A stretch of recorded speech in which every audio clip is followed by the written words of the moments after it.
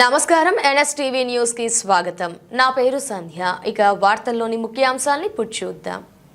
గ్రామీణ పేదలకు ప్రతి ఒక్కరికి 125 రోజుల పాటు పని కల్పించడంతో పాటు పల్లెలకు దీర్ఘకాలిక ఆస్తులను సృష్టించేందుకు కేంద్రం తీసుకొచ్చిన VGB రామ్జీ పథకం అద్భుతమైనదని కొత్తపేట ఎమ్మెల్యే బండారు సత్యానందరావు పేర్కొన్నారు.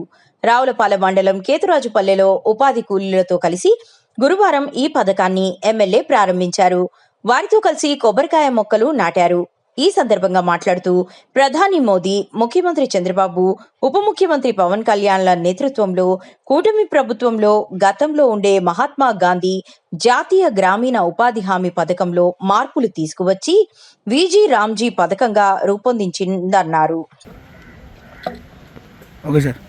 ఏం చేస్తాం ఇవాళ మనం ఏంటి పథకం పేరేంటి ఊరిగా పథకాలంటే కష్టం కానీ VBG రామ్జీ నిన్నటిదాకా మనం చేసిందంతా MGNR చేసింది మహాత్మా గాంధీ జాతీయ ఉపాధి హామీ పథకం చేసాం. ఇప్పుడు వికసిత్ భారత్ జీ రామ్జీ అని VBG రామ్జీ అంటున్నారు. ఈసారి ఇది చాలా మార్పులు చేర్పులు చేశారు. మొత్తం ఎన్డీఏ కూటమి తరఫున మన మోడీ గారు, చంద్రబాబు నాయుడు గారు, పవన్ కళ్యాణ్ గారు వీరంతా కూడా ఇంకా ఈ రాష్ట్రంలో ఈ పథకం ఇంకా ముందుకెళ్ళడం కోసం చాలా మార్పులు వస్తున్నాయి. దానివల్ల మీ అందరికీ కూడా చాలా మంచి జరిగేలాగే ఈ పథకం రేపు ముందు మీకు అర్థమవుతాయి. దాన్ని తెలియజేయడం కోసం ఈ రోజున దేశవ్యాప్తంగా ప్రధానమంత్రి గారు ప్రారంభించారు.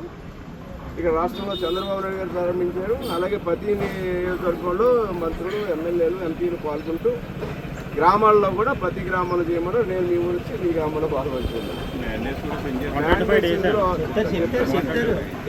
ఈ పథకం ఏంటంటే గతంలో మనకు 100 రోజులు పని ఉండేది. ఈ 100 రోజుల పని దినాలల్లో 125 రోజులు పని దినాలు చేశారు.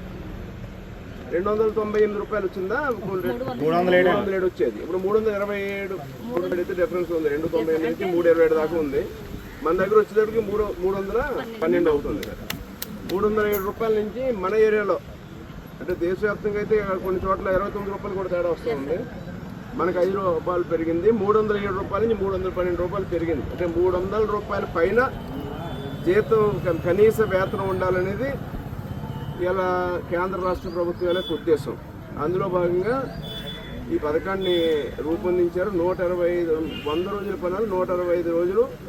అదే వ్యవసాయ పని దినాల్లో కూడా వ్యవసాయ పనులు చేసుకుంటూ ఈ పని దినాలు తగ్గకుండా, ఎందుకంటే వ్యవసాయ పని దినాలు ఎలాగా మనకు ఉంటాయి. వ్యవసాయ సీజన్లో ఈ పనికి వెళ్ళకుండా వేరే పనికి వెళ్తూ ఉంటుంది.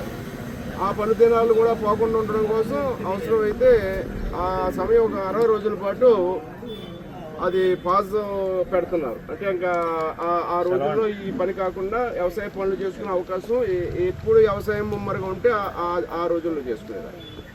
ఈ రకంగా చాలా ఉపకారాలు ఉన్నాయి. అలాగే ఇదివరకు అన్ని రకాలు చేసుకోవడానికి లేదు. ఈసారి చాలా అవకాశాలు ఇచ్చారు. మీకు ఉపాధి కాకుండా అందరికీ పనులు కల్పించి పనులు చేసుకుని దీని ద్వారా ఇదివరకు ఎలా పొందుతున్నారు దానికంటే ఆ రకంగానే జీతం పెంచడం, పని రోజులు పెంచడమే కాకుండా ఇంకా మనకి మౌలిక వసతులు అంటే గ్రామాల్లో ఉన్న రోడ్లు, తార్ రోడ్లు, సిమెంట్ రోడ్లు, డ్రైన్లు, లేదా ప్రభుత్వ స్కూల్ బిల్డింగులు, ఇంకా పశువుల హాస్పిటల్స్, ఇలాంటివన్నీ చాలా పనులు కలదు. మంచినీటి చెరువులు ఇంకా గ్రామాల్లో ఆస్తులు ప్రజలకి అంటే సామాజికంగా ప్రజలందరికీ కావాల్సినటువంటి ఏ విధమైన పొందుపరచడానికి చాలా అవకాశాలు పెంచారు.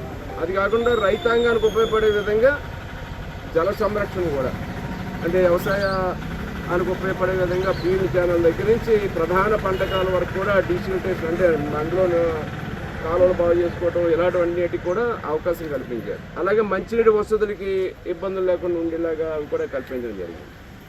దాంతోపాటు మౌలిక వసతులు ఒక పక్క, మరొక పక్క వ్యవసాయ అనుబంధ రంగాలు అంటే వ్యవసాయపరమైన అన్ని వాటిలో కూడా రైతాంగానికి వ్యవసాయ కూలీలకి అనుసంధానంగా ఉండే విధంగా వాళ్ళకు తోడ్పడిచ్చే విధంగా కూడా చేయడం జరిగింది.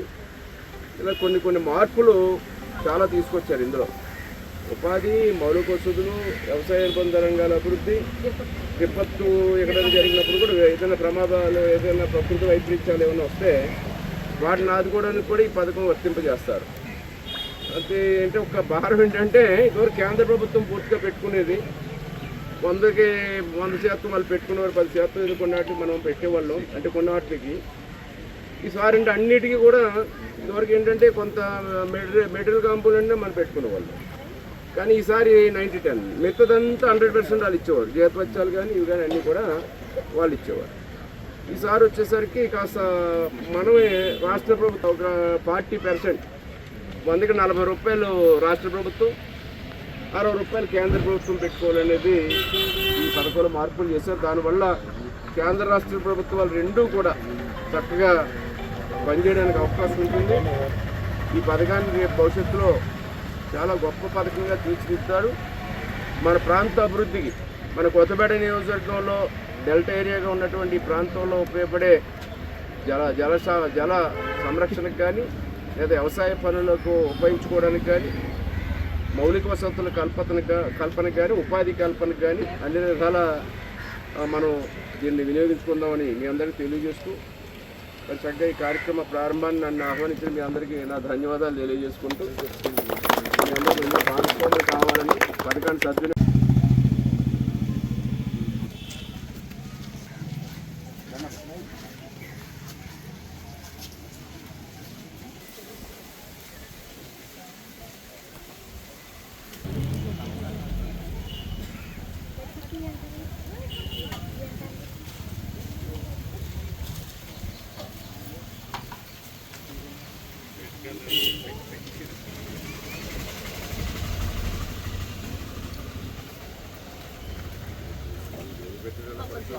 పట్టడానికి కూడా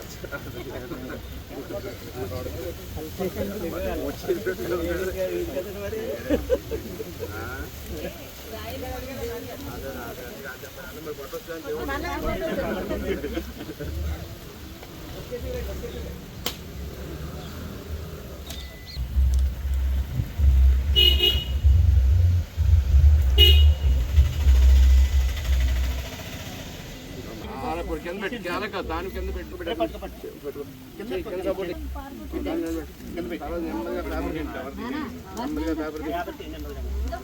పేపర్ తీసారా బాబు?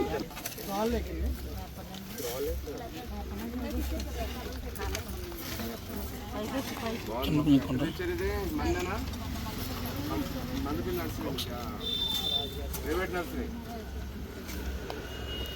మన ఊళ్ళో రైతులు ఏమి లేవా మీరు?